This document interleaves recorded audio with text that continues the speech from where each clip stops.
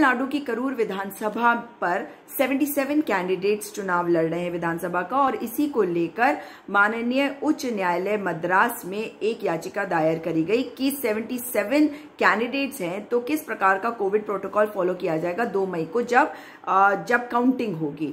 तब मद्रास हाईकोर्ट में chief justice Sanjeev Banerjee ने कुछ टिप्पणियां करी। यहां तक कह दिया चुनाव आयोग से कि जब चुनावी रैली हो रहे थे तो आप क्या दूसरे ग्रह पे थे, were you on another planet. रैलियों के दौरान कोविड प्रोटोकॉल टूट रहे थे, कोई सोशल डिस्टेंसिंग नहीं थी और आप चुनावी रैलियां करवा रहे थे।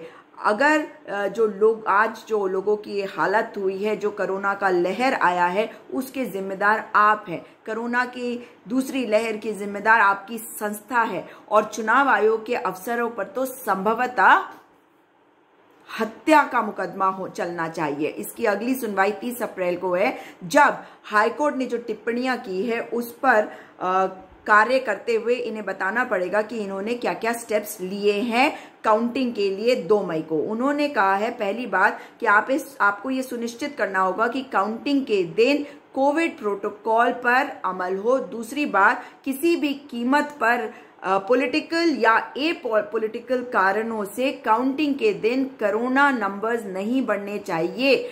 और अगर उन्होंने कहा कि ठीक प्रकार से आपने सिस्टम नहीं बनाए तो काउंटिंग तरीके से अगर नहीं किया तो काउंटिंग को टाल दिया जाएगा।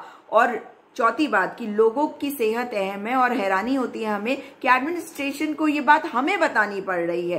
पांचवी बात कि जब नागरिक जिंदा रहेंगे तभी तो वे उन अधिकारों का इस्तेमाल कर पाएंगे जो एक लोकतांत्रिक गणराज्य में उन्हें मिले हैं। और छठी और आखिरी बात कि आज के हालात जिंदा रहने और लोगों को बचाए रखने के लिए हैं, दूसरी सारी चीजें इसके बाद में आती हैं। और अब ये देखना है कि 30 अप्रैल को चुनाव आयोग क्या जवाब देता है, मगर उम्मीद कर रही हूं कि माननीय उच्चतम न्यायालय यहां पर कोई रोक नहीं लगाएगा और इस बहस पर सुनवाई होने देगा।